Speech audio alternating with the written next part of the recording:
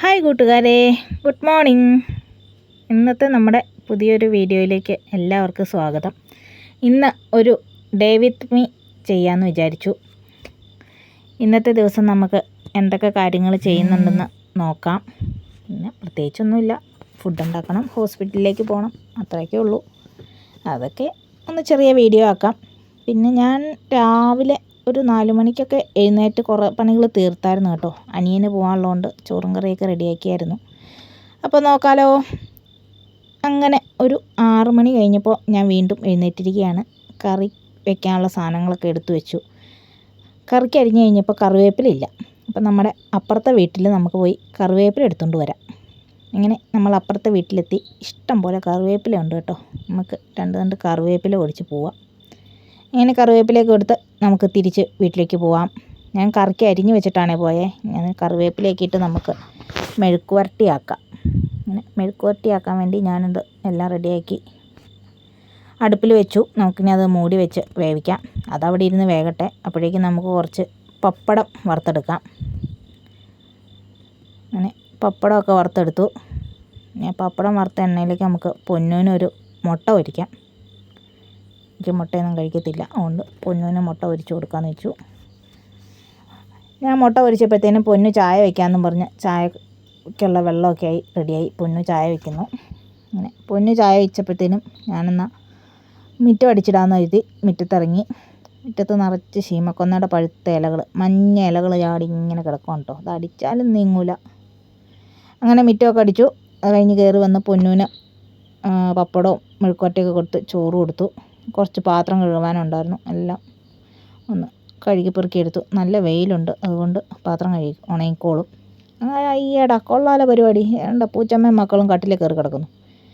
ഒരു ലോഡ് തുണി അലക്കാനുണ്ടായിരുന്നു ഗൈസ്. ഞാൻ തുണിയെല്ലാം അലക്കി. നല്ല വെയിലുണ്ട്, വെയിലത്തിട്ടേക്കുവാണ്. തുണി അലക്കിൻ്റെ കൂടെ ഞാൻ കുളിക്കുകയും ചെയ്തു. നമുക്ക് ഫുഡൊക്കെ എടുത്ത് റെഡിയാക്കി വയ്ക്കാം. ഞാൻ ചോറൊക്കെ ഇവിടെ ഒരു പാത്രത്തിലാക്കി, പപ്പടം ഒരു കുപ്പിയിലാക്കി എടുത്തിട്ടുണ്ട്. നമുക്ക് മെഴുക്ക് വരട്ടി നമുക്കൊരു കറിപ്പാത്രത്തിൽ ആക്കി എടുത്തിട്ടുണ്ട്. ഒരു കുപ്പിയിൽ ചൂടുവെള്ളവും എടുത്തിട്ടുണ്ട് കേട്ടോ. നമുക്കിതെല്ലാം കൂടി ഒന്ന് പാക്ക് ചെയ്ത്, പിന്നെ അവർക്ക് ഇടാനുള്ള ഡ്രസ്സും എടുത്തിട്ടുണ്ട്. ഇതെല്ലാം കൂടി നമുക്ക് പാക്ക് ചെയ്ത് ബാഗിലാക്കാം.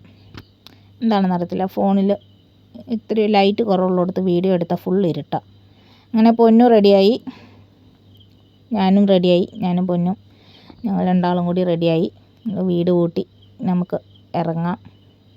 ഇപ്പോൾ സമയം ഒരു 11 മണി ആയിട്ടുണ്ട് കേട്ടോ. ഇപ്പം ഉച്ചക്കത്തേക്ക് ചോറും കൊണ്ട് പോകണതാണ്. അപ്പം ഞങ്ങൾ വീട് പൂട്ടി, ഞാനും പൊന്നും വീടൊക്കെ പൂട്ടി ഇറങ്ങി. പതിവ് പോലെ പൊന്നു മുന്നേ പോകുന്നുണ്ട്. നമ്മുടെ സ്ഥിരം വഴി ഇത് തന്നെ കേട്ടോ.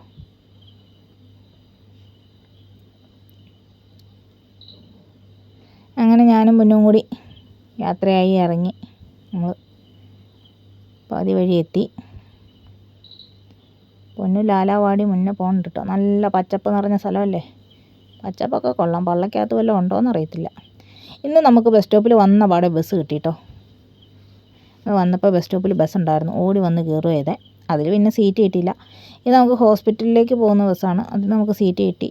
ഞങ്ങൾ ഹോസ്പിറ്റലിലെത്തി. പൊന്നുതാ മുന്നേ പോകുന്നു. നമുക്ക് ചോറൊക്കെ കൊണ്ട് കൊടുക്കാം. അങ്ങനെ ഞങ്ങൾ ഹോസ്പിറ്റലിലേക്ക് കയറി പോവുകയാണ് ഗൈസ്. പോയി ചോറൊക്കെ കൊണ്ട് കൊടുക്കണം. അങ്ങനെ നമ്മൾ ഹോസ്പിറ്റലിൽ വന്നു, ചോറൊക്കെ കൊടുത്തു. പപ്പയ്ക്ക് ഒന്ന് നേരെ ഇരിക്കണം എന്ന് പറഞ്ഞുകൊണ്ട് നേരെ ഇരിക്കാൻ ഹെൽപ്പ് ചെയ്യുവാണ് കേട്ടോ. പാവം, കാല് വയ്യ.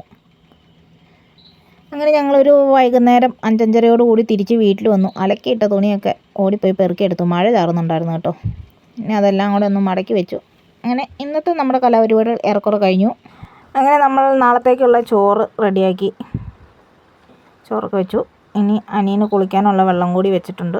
അപ്പോൾ ഇനി പുതിയ വീഡിയോയിൽ കാണാം. Bye bye.